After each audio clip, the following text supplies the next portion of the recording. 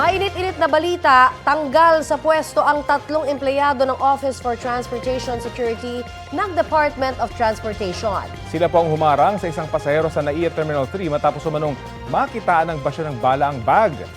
Si Transportation Secretary Vince Dizon mismo ang nag-anunsyo ng pagtanggal sa pwesto sa 3 OTS employee. Update po tayo sa aksyon ng Department of Transportation sa pagharang ng ilang tauhan ng Office for Transportation Security sa NAIA sa pasaherong nakitaan daw ng basyo ng bala ang bag. May ulat on the spot si Joseph Moro. Joseph?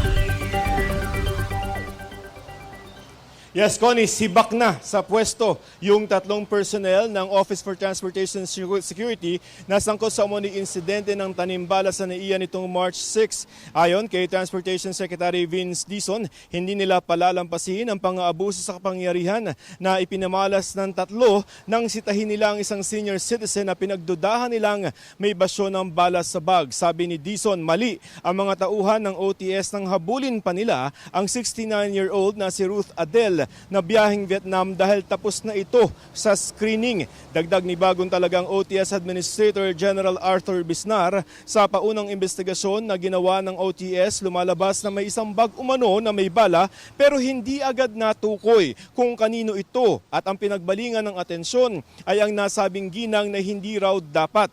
Posible raw na nakuha na ng tunay na may-ari ang bag na yun. Pinaimbestigahan din ni Dizon kung bakit hindi agad umakyat ang report tungkol sa insidente sa opisina ng OTS at ng DOTR. Hindi pa raw niya ito malalaman kung hindi pa na-i-report ng media. Hinikayat ng DOTR ang publiko na i-report agad kung may irregularidad silang mararanasan.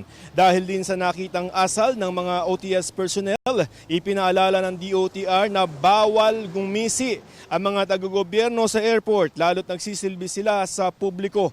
Narito ang pahayag ni Transportation Secretary Vince Dizon. Inis talaga ako. Kasi March 6 pa pala. Kung hindi nag-post si Ma'am Ruth at hindi nakita ng media, hindi ma-report eh. Hindi aabot sa amin eh.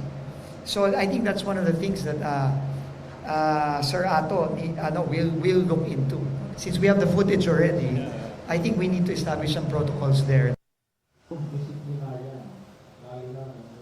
Ayon naman kay General Bisnar, bukod sa investigasyon na ginagawa sa 3 ay lilinisin raw ang hanay ng OTS. Tungkol naman, Connie, sa nangyaring brownout kahapon sa 3 terminal ng NAIA, ayon kay Secretary Dizon, ang dahilan daw ay nag-trip ang supply ng kuryente. May mga generator naman daw mga terminal pero matagal daw nag-pick up ang mga ito. Sa Terminal 2 nga, umabot ng 20 minutes na walang kuryente pero sabi ni Dizon hindi dapat tumagal ng 1 minute o 1 minuto ang pag-pick up ng mga generator. Yan muna ang pinakasariwang balita mula sa DOTR. Connie? Yes, Joseph, na-establish ba kung gaano katagal na nasa posisyon itong 3 OTS na ito? At bakit parang tila hindi nila alam yung mga ganitong protocols, no? Connie, ang iniimbestigahan pa ng OTS at ng Department of Transportation yung kung ano ba yung mga talagang nangyari. Kasi so far, ang sinasabi ay meron daw na talagang nakita umano yung mga taga-OTS na basyo ng bala sa isang bag. Ang problema kasi ay hindi naman na-establish na kay Miss Ruth yun, kay Ma'am Ruth, yung bag na umano'y may laman na basyo ng bala. Dun sa length of service, hindi natin alam ang impormasyon na yan at ang sabi naman ng DOTR at OTS ay imbestigahan nila ito at pag meron na silang resulta ng kanilang investigasyon ay isa sa publiko naman nila ito, Connie. Kasi ang puna nga no, ni DOTC Secretary ay talagang may irregularidad dun sa paghabol nila dahil pa-board na itong mga ito di ba, yung mga naging biktima. So with this, meron bang magkakaroon ng panibagong siguro retraining yung mga taga-OTS na naman para siguro ma-refresh, no? Kung may mga nakakalimot. Kasama yan doon sa inuutos kanina, inanunsyo kanina na re-reviewin yung protocol.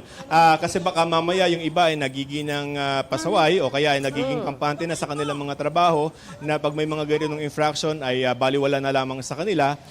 Tapos bukod dyan ay mag-establish na rin ng hotline yung Department of Transportation para doon sa ating mga publiko, sa mga tao na pupunta ng mga airport at magkakaroon ng ganitong karanasan ay mas mabilis yung pagre-report kasi nagtataka itong si Secretary Dizon Abay, March 6, kung hindi pa daw siya tinanong ng media at hindi inireport, hindi nakarating sa kanya. So parang may problema sa pag-akyat ng incident report mula doon sa airport papunta sa mga opisina na concerned doon. Tinanong din natin to si General Bisnar, hindi ba to sir parang meron na namang effort to destabilize the government? Kasi dati nauso yung tanimbala, no? Pero so far, ang nakikita naman ni General Bisnar, wala namang ganun klaseng malawakang intensyon para ipahiya ulit ang gobyerno, Connie. Alright, maraming salamat, Joseph Morong.